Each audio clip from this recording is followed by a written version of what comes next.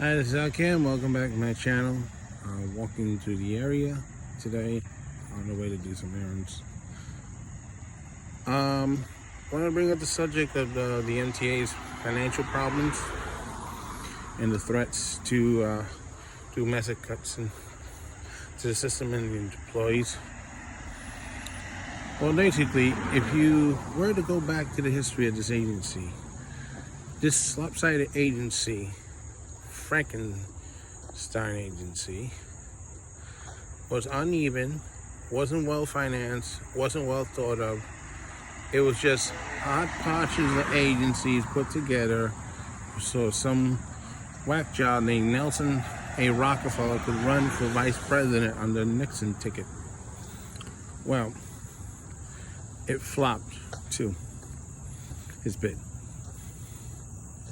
So, he became George Ford's vice president after Nixon resigned, only to die in disgrace in his mistress' bedroom. Unfortunately, the disaster he left behind of an agency still lives on. Well, for starters, when the first three agencies that were put together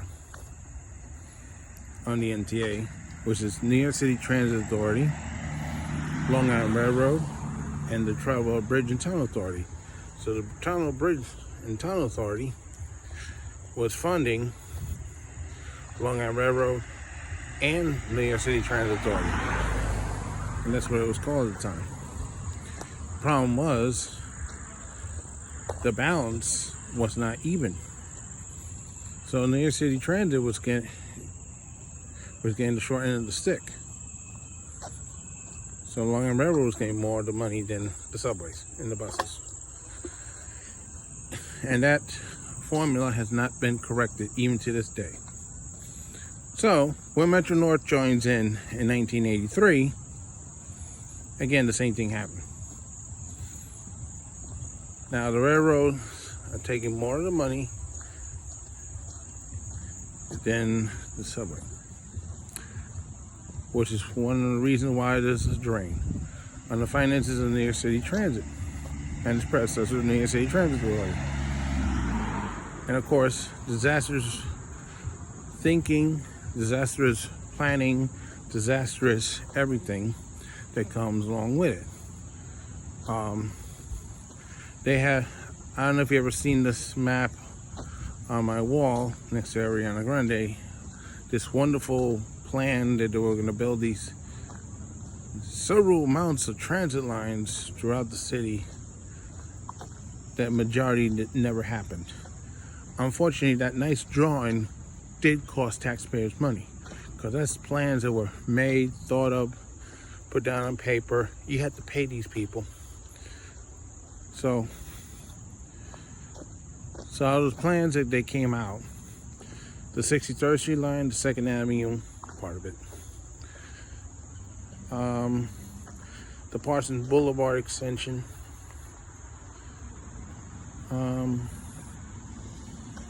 that's about it, really. There was no effort made was to relocate the L line and extend it, despite it was on the map.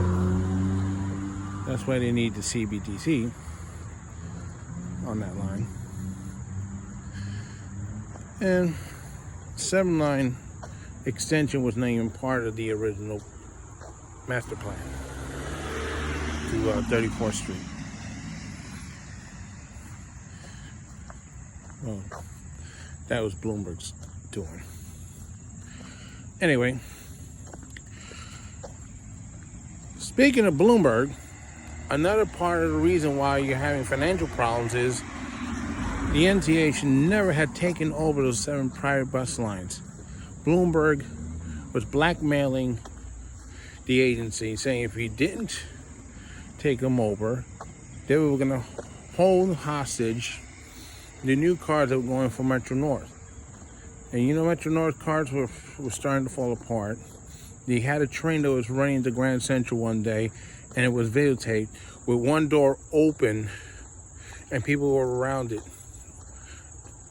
like it was an amusement ride. Folks, what's okay for East Berlin during the Cold War is not okay on Metro North. You shouldn't be near an opening door anyway, because God forbid you get sucked out. That's the end of you. But it's these financial shenanigans is what's causing the problems for this agency. To make matters worse, the MTA wasn't, and the USA Transit was not taking the fare beating seriously. So the problem started around 2010. They weren't enforcing their own rules and laws like they're supposed to. That came out later in some documents. That's why you had the Eagle teens checking your for tickets on the select bus lines. That was the result of that. Sometimes they do go on the other systems too, but that was the result of it. But unfortunately, that came too late to save the mass transit system cuts that took place throughout the system by Jay Walden, which leads to another problem. If you may recall, the R179s, the Lemons, failing miserably twice and had to be withdrawn from service, and the embarrassment of the authority having to bring back equipment they just retired back into service to help them. So it's an indication that how bad the agency is. Which means that they should not scrap the 42s or the 32s until we're 100% sure that the 211s will come in to rescue them. Because we don't know if the 179s are going to fail again. But also, this all costs money. Even if Bombardier, thank goodness they don't exist anymore, we're paying for some of this stuff, but it's delaying services, it's delaying people going to work. You can't put CBTC on an R32, can you? I would like to, but that's not reality. All this, again, is costing taxpayers money. It's costing the fare paying people who do pay the fare money, and which just brings up another subject. Not only is the fare beating wasn't being enforced in transit, but you got state officials, whatever it is, now they don't enforce the laws either, and the district attorneys are going along with it because they think it's a waste of their time and resource. No, if the law's on the book, you're supposed to enforce it. But you had no problem enforcing the tail law on the transit employees, do you? Of course not. Especially when some of the stuff is bogus. Prime example, 2013, a flyer was put out asking the motorman to slow down during the station. There was no efforts by the union or the employees to do a slowdown. I'm not aware there was any contract talks at the time, but yet management took it as that. Because somebody wanted to make a name for themselves and screw the union over. You know that would have meant? Your tax dollars going to lawyers, through the court system. Yeah, you're paying for this, for something that didn't exist. The media is going around looking for the so-called slow-down trains. Well, they didn't get on my train. Unlike the one that slows motormen in the system. Because it didn't happen. So only that reason they didn't go through with it at the end is because two people got hit by a train at 125th Street and shut down the whole damn IRT before rush hour. Those two officials that claimed they were going to go to court and hit us with the tail law ended up with egg in their face, and they never seen in public again. Even though now Tom Pendergrass, who was the president of the authority at the time, now comes up with a video showing why you can't be going 10 miles per hour into the station, delays and all that stuff. Yeah, right. With computer, you can create any kind of program you want on a computer. It doesn't mean that they're always telling you the truth. We don't know how much that cost you. But in the end, we're slowing down anyway prior to Andy Bradford coming, because now you had the construction extended to 10 o'clock at night instead of midnight. So the trains are ending sooner on some lines. Other lines, they had to pick up the bulk. All this is costing money, delaying service, delaying people when they're going in. And guess what?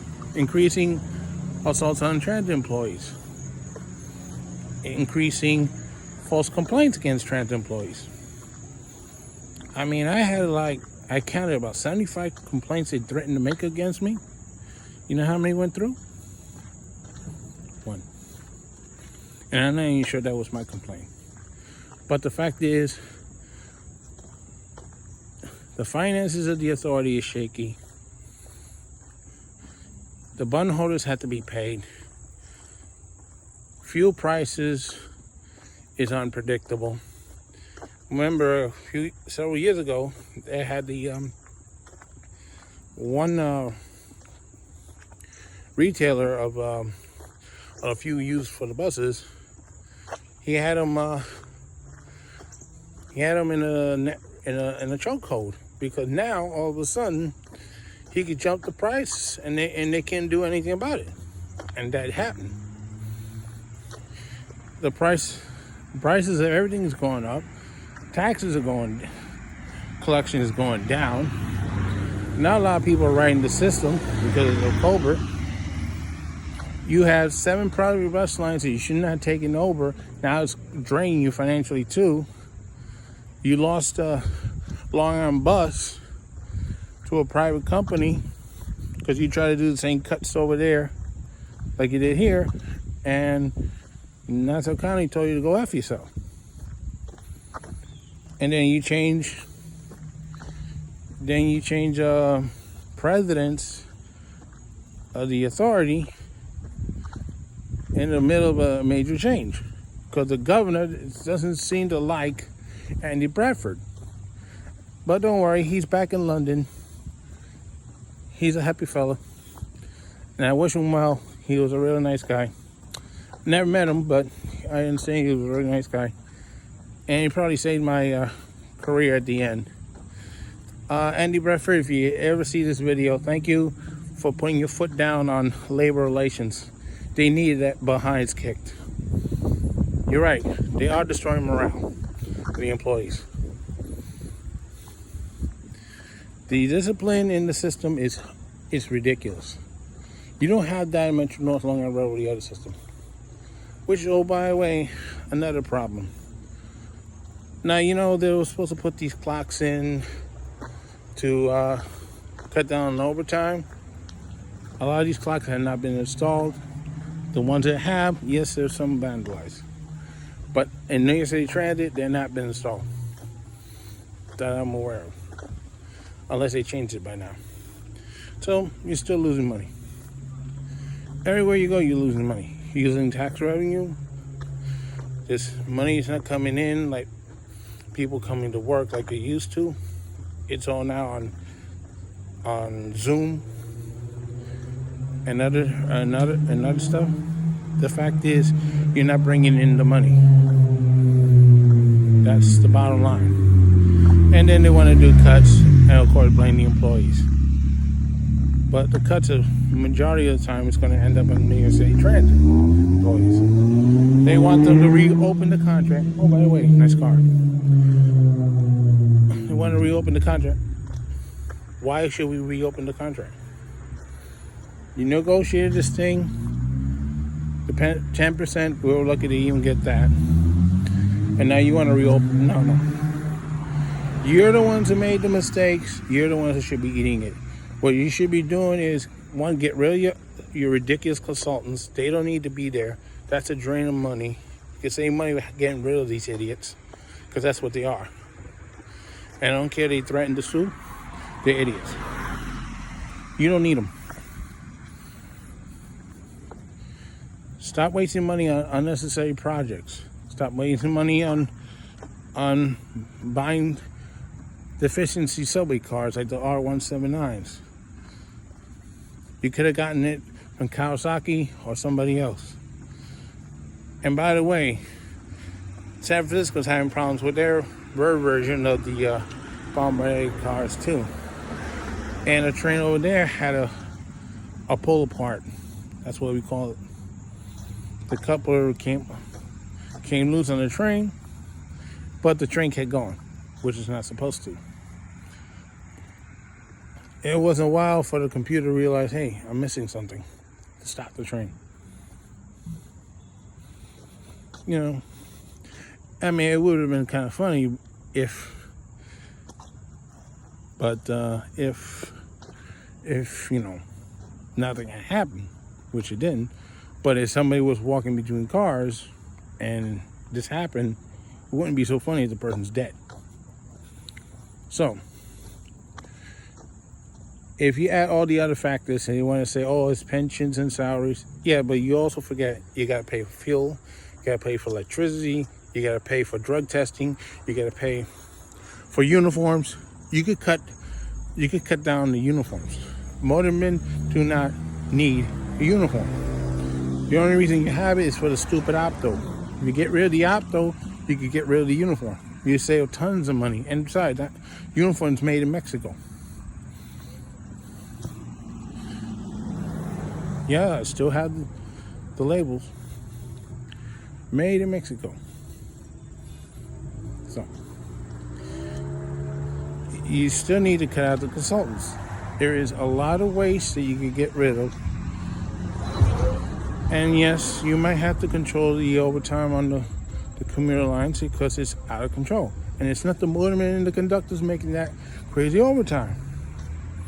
It's on the maintenance side. But as we've seen, the guy who made the $450,000 a year left with a huge pension. I left. I didn't make that much money, and I had to go back to work. While he's living like the life of a rally. So, just to show you I can't even say this word, discrepancies between the agencies. Maybe it should be run like Virgin companies run. They're all independent. If one goes down, they don't bring the whole ship down. So, this is what it is. I mean, there's other ideas, but the fact is, you have an agency that's financially out of control. They're still asking for money. They're blackmailing all kinds of crap, training to undo the contracts, which we had done that in 1996, and it's ended in disaster. That's why you had a strike in 2005.